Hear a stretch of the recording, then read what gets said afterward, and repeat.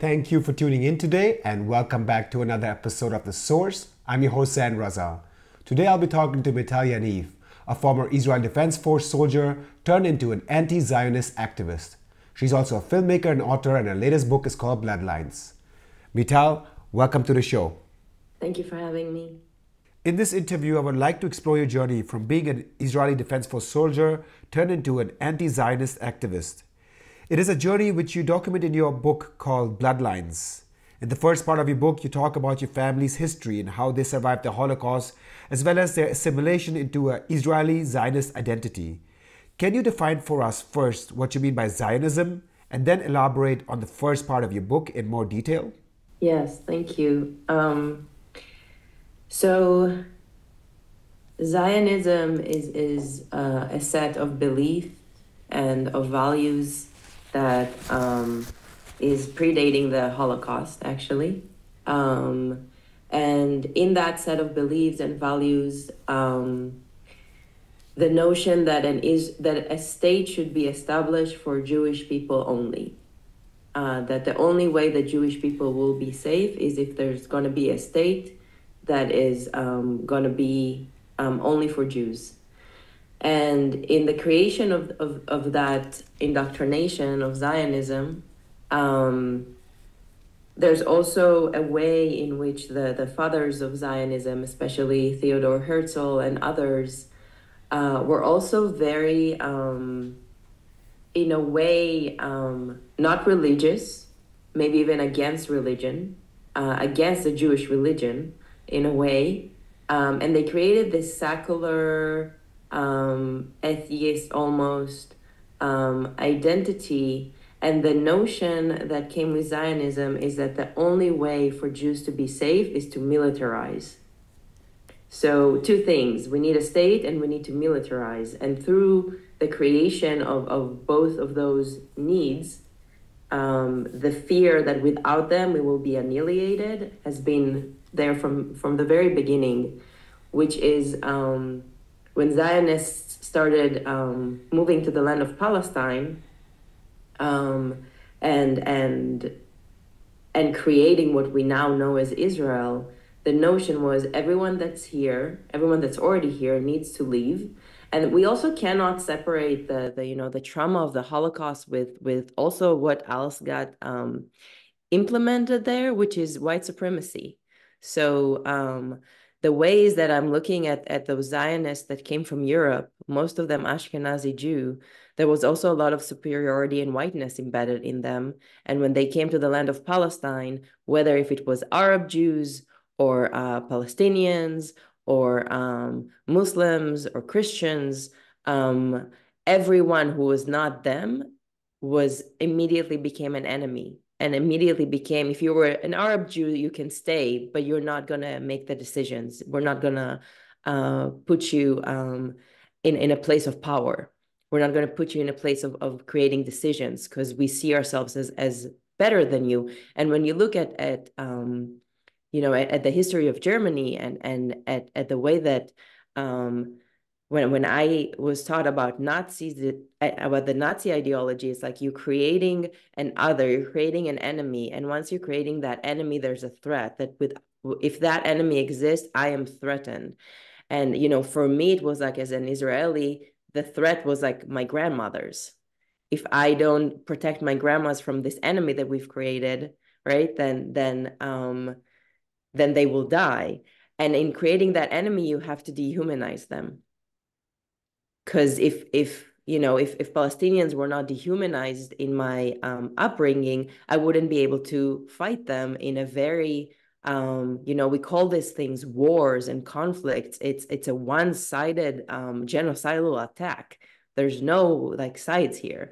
And when I look at the history of Germany, we can really see those power struggles starting there of one race deciding that the other one is a threat and therefore needs to be eliminated. Yeah, is that answering all of the parts of your question? Talk more about your family history. I mean, Yeah. Yeah, so my family, I have a Sephardic side that is from Greece and from Palestine, from Jerusalem. And they, my grandma from Greece moved to Palestine, sorry, in the 30s. And both of my grandparents from my maternal side were recruiters for the Lehi, which is a known Jewish terrorist organization that was fighting both the Palestinian Arabs and the British off the land. And then from my paternal side, my family is from Poland, from Krakow. And they basically, my great grandma, who the first cycle of the book is written from her voice, had a dream about the Holocaust a week before and woke up and packed a few things and took both of her kids and moved as close as she could to the Russian border. My great grandfather joined them a few weeks after. He had to ride bicycles because the trains were bombed already. And they survived the war because they were in a Russian working camp, so not in a German death camp.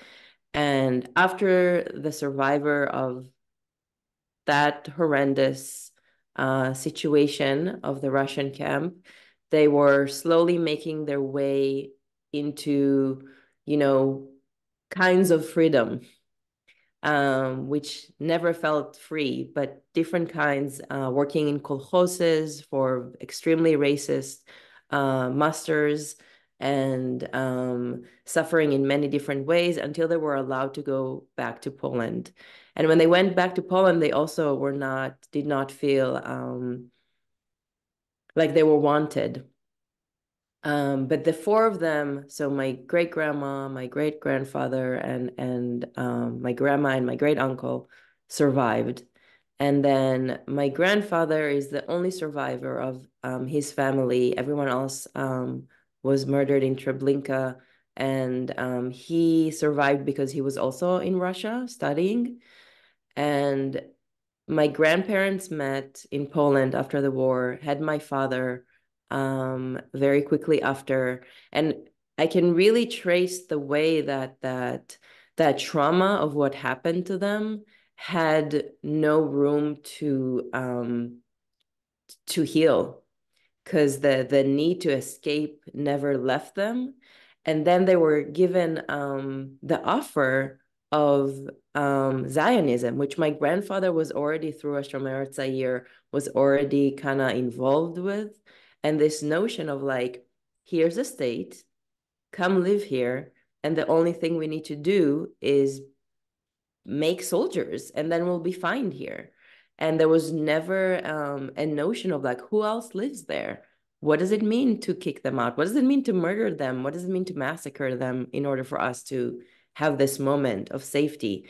And their trauma really became one of the many traumas that have created the land of Israel as we know it today. There's also many other traumas that happen in relation to the Nazis as well, in different Arab countries in the Middle East, where basically Jews were expelled for different reasons.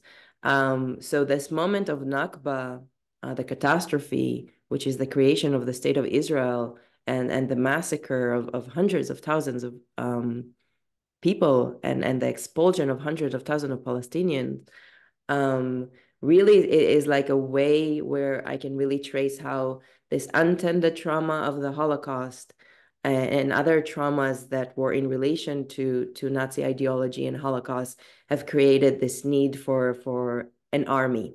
And what we're seeing today is that need on steroids. So the victimhood, the fear, and the way in which we think we can, even that notion of calling the Israeli Defense Forces, right? It's like that statement that we constantly are hearing: Israel has a right to defend itself. Like everyone has a right to defend itself, but for what, in what cost, right? But the notion that we think that we are allowed to defend ourselves by any means necessary, I trace that to that survivor mentality and the way that never got tended. And I like, don't get me wrong, like I don't really blame anyone in the cycle. I don't blame Nazi Germany for creating this trauma, and I don't blame my ancestors for not tending to that trauma. But I think it's time to do that now. Blaming people, I don't think that's the way forward. But I do want to invite my ancestors, people who have lineages like mine that have survived the Holocaust, and lineages in Germany that are the descendants of those lineages, to really do the tending and the work to heal that, because that is the only way we move forward. What we're seeing today in Germany, the overcompensating of support of Israel, is that is moving from blame and shame and guilt and unchecked whiteness. Like, that's what we're seeing right now. If we actually take the time to heal those wounds, to really come to terms and forgive the Nazi grandparents that people in Germany have, if we really like take that time to make those amends, and we take times as what we say Israelis today to make those amends, then there's like a way in which this doesn't continues to cycle on, which is what we're seeing right now.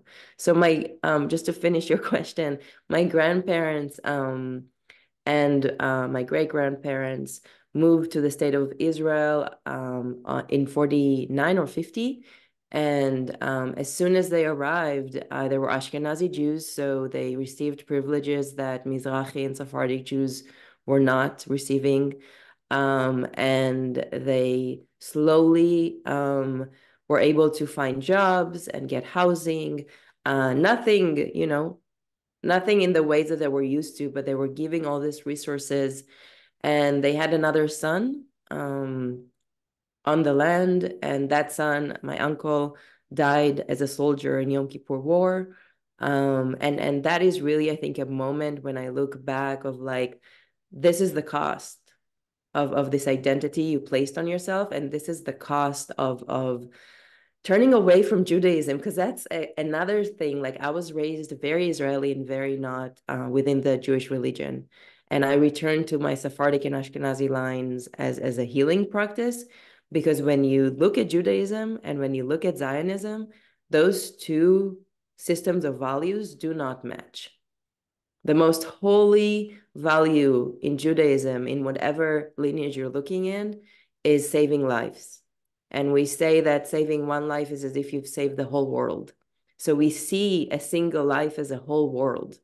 And right now, what we're seeing in Gaza, every number that is being added to this list of extreme genocide, where we're above 30,000 worlds that have been destroyed. So in Judaism, you learn to see each one of those beings as a whole world.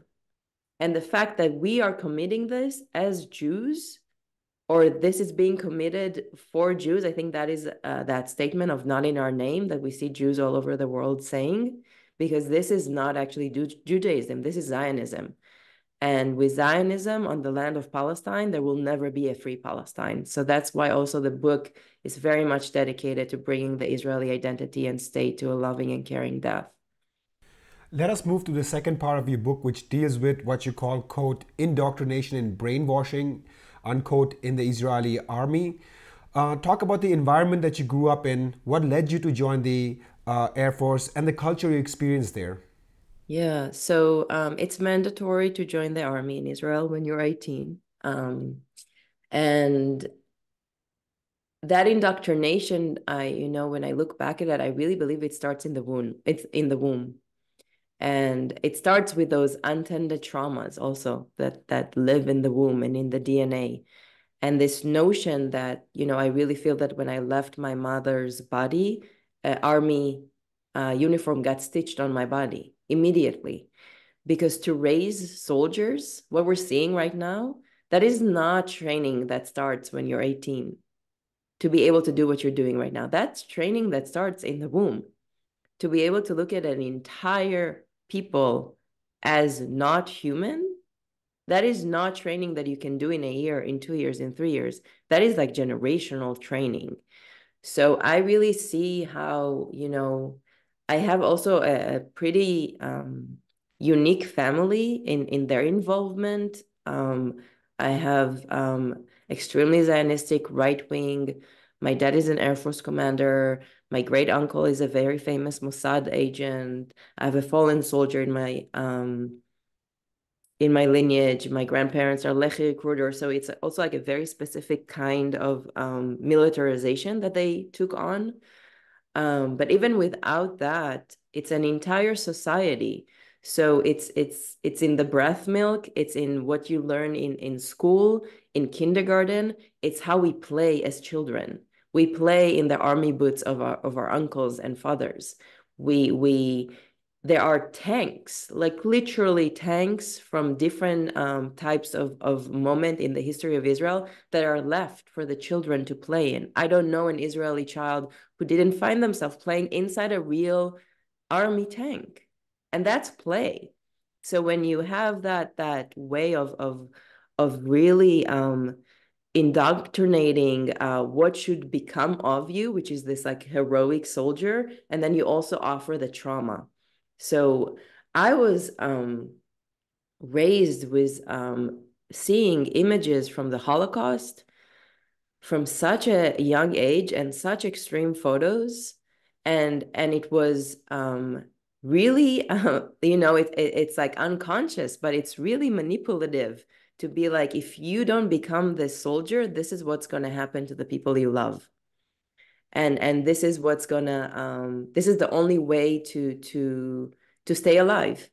So when you traumatize a child with images, and then also are being raised by elders that have not taken care of their trauma, and that trauma is oozing from their bodies in different ways, and the only way you tell that child that you can survive this is if you become this soldier, then everything else just like fits into that indoctrination. And it's through love. That's really where it gets tricky, because it's really through love and family love that it's really get embedded in you. When you return from the army in your uniform and your grandparents hug you, you have never received that kind of hug from them before. And that's real in like, especially a child need a nervous system. So yeah, so I was raised in that way, and I was 18. It was time for me to join the army. And because my dad was in the Air Force, I was recruited to the Air Force as well. It's called second generation. It's supposed to be a perk. And after 6 months, I had like a course. I had different types of training. And yeah, I was stationed in a base. And after 6 months, my base from Tel Aviv moved to the south part of Israel. And I was told to, send planes to fuel planes, which was something that was a part of my routine job, to send planes and fuel planes. And those planes that I fueled in the air with other planes or sent to fuel went into Gaza. And I'm assuming they bombed Gaza. And yeah, when after that mission, I puked all the way back. I remember that very viscerally. And then the next day I was supposed to go to the base, and I had my first panic attack. And it was in the car. My dad was driving me in, and I just really lost control. So like kicking and screaming and breaking things in the car, and then breaking myself, and couldn't enter the base, which means that I also didn't show up to my shift, which is punishable. And the next day I had to come stand trial, and I was grounded to the base. I was offered either to be on kitchen duty or to guard the base. And I knew that if I was in the job that I did, I didn't need to have weapons on me. I just had like my uniform. In basic training, I had to shoot like in a shooting range once, and that left a trauma that I'm still like trying to undo. Um, but when I was offered to guard the base, that would have meant that I would have to carry a rifle for those 3 weeks. And everyone really wanted me to choose that, because it felt like there's like some Like I will save face a little bit if I choose that job and not the kitchen duty job. And I decided to choose the kitchen duty. I didn't really understand why. It just felt like something that I needed to do. And then in those 3 weeks, I really understood that I need to leave the army, like that there's no way that I'm staying here. My body is saying no. And because of how I was raised, knowing that made me want to take my life. So I knew that if there's going to be a rifle on me, I will shoot myself, which is why I chose the kitchen duty.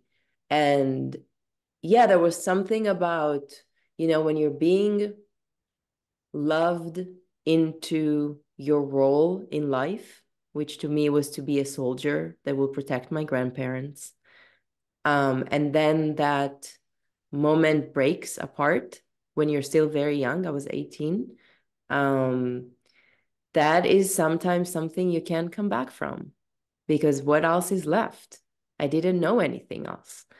So I am, I say thank you every day to the spirits and the beings that hold me and the miracle that made me move through that and stay alive and find a whole new way of life. So I think, one thing that I didn't mention in the beginning, that identity, that soldier identity, that Israeli identity, again, because it's through love, really gives you a sense of belonging. That again, as a child, you really need, as a human being, you really need. And it's false belonging because that sense of belonging has everything to do with the destruction of life, that is not our own, but by destructing Palestinian life, we are killing ourselves because we are unable to love in a real way. We're unable to feel belonging in a real way. We are stuck in a fear and victimhood cycle that we can't shake off. So to find true belonging, to find true love, is something that breakage from the army allowed me to be in. And that is also the reason why I'm able to sit with you today and speak about all of this. And it's coming from a place of like, I am liberating myself so that I can stand for the liberation of other people. In my case, I'm standing fully for the liberation of the Palestinian people. Um, and other, none of us are free until all of us are free. Like that is very true. Um, and I want my people, what we would call it Israeli people, to feel that liberation in themselves, to know that they can feel love, that they can be in touch with their hearts, that true belonging is not in army, that true safety is not in army and statehood, that none of those things are keeping us safe. No, please continue. I would like to also find out what led you to your journey to become somebody who stands up against Zionism. Usually, I would assume that somebody such as yourself would have gotten very negative feedback from family, friends, and society, and also the guilt trip might have led you into depression or falling into a black hole. How did you end up there? I mean, I can also imagine people watching it in Germany and elsewhere that are following the mainstream perspective that there might be a notion where they call you a self-hating Jew. So how would you describe your journey towards anti-Zionism? Yeah, it's interesting, I had a conversation with Dr. Gabor Mate, and this same question came about a self-hating Jew. And I am actually like a self-loving Jew for the first time in my life because I stand as an anti-Zionist. So it's interesting that those things get so conflated with each other. Because as I said earlier, also like coming back to Judaism as a healing practice is eliminating Zionism from my being because they do not match. They cannot coexist actually in like the true values of Judaism. Um, yeah, I am very moved by the opportunity to speak with a German audience. And I am moved because what I'm seeing right now is and I'm not saying this with judgment, actually. I'm saying it with a lot of love and as a fellow white person as well. But what I'm seeing right now is guilt and shame on steroids from Germany. And instead of taking care of what was done to you that created the monstrosity that we know as Nazi Germany, instead of taking care of that, you are recreating that in us by supporting what we're doing right now. So this cycle can continue, right? But we as people who were born into these lineages must end this cycle. And a way to end this cycle is to really face our biggest fears and our biggest the things that really like were indoctrinated into if I don't have that, I will be killed. Let's look at that. I don't know exactly. I'm not German. I don't live in Germany. I'm not German. I don't know what are those things. I don't know what are those deepest fears that have created Nazi Germany. But I know it has to do something with the need for belonging, for love, and for safety. None of those things will ever be established to any people around the world with militarization and statehood and borders. None of it. That empire is failing. So in this moment, I really want to invite, in the same way that I had to like really sit with my own, as you said, depression, undoing all of that, and really find new ways to be in touch with my heart and love. Like I love today in ways that I didn't even know that are possible. I feel belonging today to the earth as like, I am a part of everything that is around me. This air, the sun, the earth, the water, like it's the birds. Like I'm able to hear bird songs. When I was in the army, the birds were the names that they gave the planes. So there's like a new way to reconnect to the cycles that are here, that is true belonging. So I feel really cold in the same way that our biggest fear as a people is that we would be pushed into the sea. That is like the biggest fear that as Israelis we hold. In a conversation I had yesterday with Dr. Bayo Kumalafe, I had that insight to say, what if we actually stand on the sea and give ourselves to the sea? What if we actually like jump in? Like that's the biggest fear. So what if we do it and see what happens next? But in order for us to do it, in order for us to achieve that level of healing, and I'm calling it healing, I want my people healed. What we're seeing right now is illness. I want them healed. So for us to do that, the world needs to seize us. The ceasefire is also for us to just seize so that we can heal. And I don't know what that looks like, and I won't know until we get there, but I need Germany to help me get there by stopping. You can't fund us to keep doing this because you feel guilty and shamed that you did create this in some way. Yeah, like that is a part, but there's no separation here, right? So if we live in a world without borders, I forgive you. My ancestors forgive you. We are doing this work to forgive you. We're okay.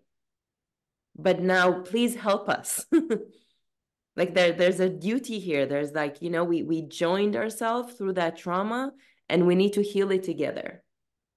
So find a way to forgive yourselves. I will work for the rest of my life to forgive myself for sending those planes into Gaza. That is my job. And at the same time, I'm working to forgive the Nazi officers that wanted to kill that if they killed my family, I wouldn't even be here today, right?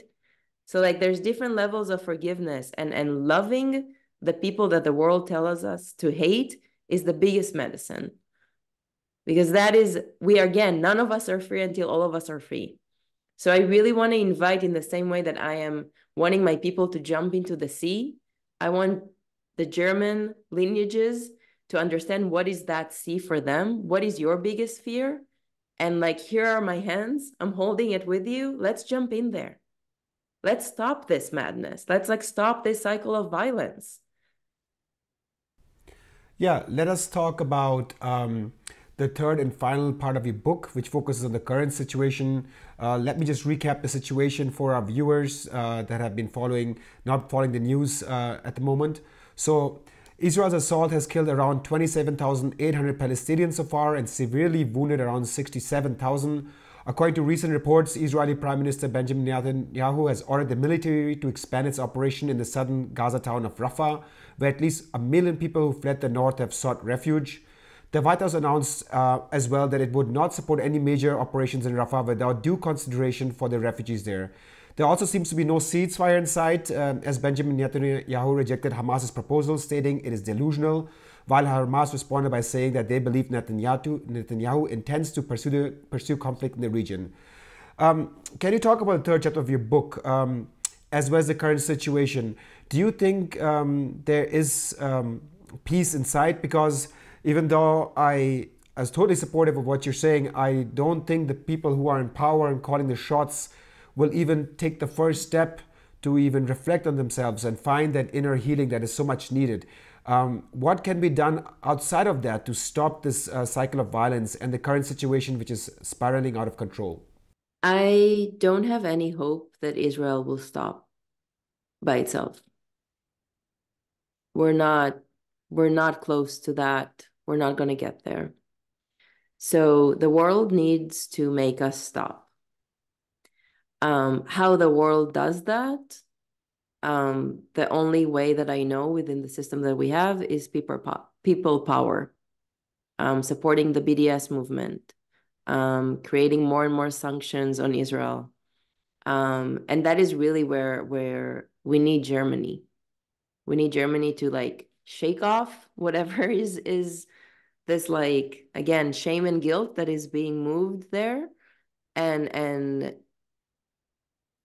find a way to make your government to make this stop. I am living in the United States, and we're trying to do the same here.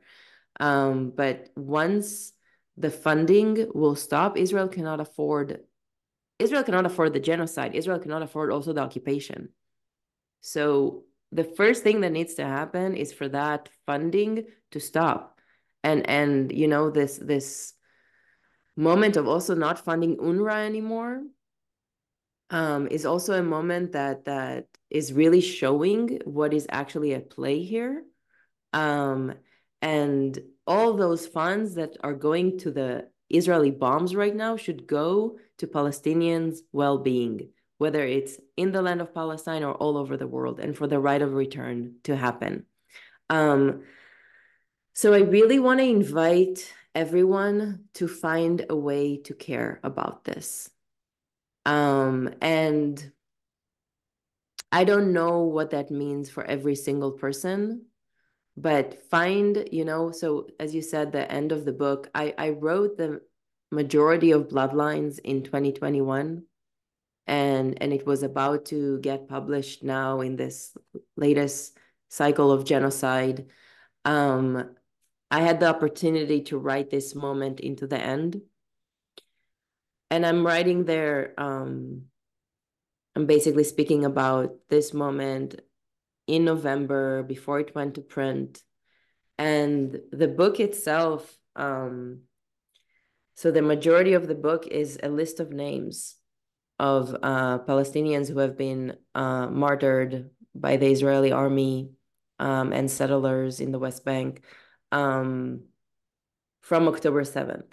And at the time that we sent it to print, there were about 6,000 names, but we also knew that there's closer to 10,000 people who have been murdered already. So there's names, and then I placed a sign for each name, each world that I don't know the name of yet. And that count is continuing on Bloodlines book website. And I do that as a practice of care. Again, each one of those names, known or unknown to me, each one of those numbers is a whole world. And I want to learn that entire world. So if you are not yet finding a way to care about this, I want to invite you to find one story, one child's image. Like this genocide is live on Instagram. Like find one thing you can care about, and walk with it for a day, for a week. Find a way to care, and then from that caring, let your heart get broken, because this is the times we're in. We're in a heartbreak moment. Let your heart get broken, and then let it get broken more, and then find the action that is right for you. And that action might be a hunger strike, that action might be a protest, that action might be writing a poem, that action might be closing a university, whatever it is. Find the thing, may it be something we have not seen yet. And find the way to break open more. That is something that I am doing daily, finding ways to break open more so that I have the capacity to hold this and find my movement from that place and find my voice from that place. To my last question, there's this perception in Germany, which is imported from the Israeli state, that this is a war, religious war, that if Israel does not defend itself, all the Arab nations will basically devour it. Also, there's this perception that all Jews are united behind Israel. Can you talk about if there are other dissenters, networks that have left the army, and also talk about organizations that have Jews within them that are also in line with what you stated in this interview? Yeah, so I don't know what is the level of propaganda in Germany and what the news is telling you about. I know that in Israel, the news is lying to the people every day. So I also just want to invite people to find other ways to receive information. Like the don't depend on your state. It's probably lying to you. So find other ways to find that information, and that's really your responsibility. If you're not in a land that is being under attack and genocide right now, your job is to find ways to understand what's happening there for you. And then, yeah, I mean that consensus that all Jews need Israel is the biggest lie of it all, because as we've seen all over the world, um, organizations like Jewish Voice for Peace, If Not Now, are shutting things down day after day, city after city. We have been all over the United States, in different places in Europe. Constantly saying not in our name, constantly saying the occupation, the genocide must end, constantly saying don't give Israel money, constantly trying to disturb business as usual to make our representative understand that the state of Israel is not keeping us safe, is not making us feel belonging. It's actually the state of Israel is making Jews all over the world not safe. Period. End of sentence. And we're trying to say this over and over again. I can say as an Israeli that Zionist Jews in the United States and all over the world that are dependent on the state of Israel is actually killing us. And I want you to sit with that if that is you. If you're an Zionist Jew living outside of Israel that depends on the state of Israel, you are killing the people you think that are keeping you safe. So I also want to invite you to just find that, what's that about? Yeah. And then there is an organization that I'm a part of as well called Shoresh, which is in the United States, and it's for anti-Zionist Israelis. So the whole organization is made out of Israelis. We speak Hebrew, and we're anti-Zionist. We don't believe that the state of Israel should exist. And not to mention that there's also organization within Israel that are fighting what's happening right now. And then, I also want to ask the question, I see ourselves as Israelis as the oppressors right now, right? So why is it that we need to hear from the oppressor to believe the oppressed, right? I can sit here and name Jewish historian and Israeli historians and and ex-IDF soldiers and organizers that are Jewish and Israeli that will tell you what I just said, and you might believe them more. But I want to invite everyone to listen to Palestinian voices, because they have been under occupation for over 75 years. They have been living with apartheid for over 75 years. So why is it that hearing from me as an ex-Israeli soldier is more important than hearing to someone that has been oppressed so severely, that is trying to maintain a life in Gaza, that has been under severe militarization, lockdown of the air, of the sea, of the earth, under the earth for 15 years, 19 years now? Why is hearing from me about that feels more important? So I also really want to take this opportunity to, yes, find the movements that you want to support, and also let's listen to the people on the land that are under the attack. Meital Yaniv, filmmaker, author, and activist, thank you so much for your time today. Thank you. And thank you for tuning in today. Please don't forget to join our alternative channels on Rumble, Telegram, and a podcast called Podbean. YouTube, which is owned by Google, can shadow ban and censor us at any time. So we are asking all of viewers to join today, because if that day comes, we won't be able to reach you with this message. So please visit the description of this video, visit the links, and join these platforms. Also, if you're watching our videos regularly, make sure to take into account that there's an entire team working behind the scenes, from camera, light, audio, video, correction, translation, voiceover. If all of our 145,000 subscribers just become a monthly donor today via Patreon, Better Place, or bank account, we will be able to cover our costs for the next 4 to 5 years. Thank you very much, and I'll see you next time.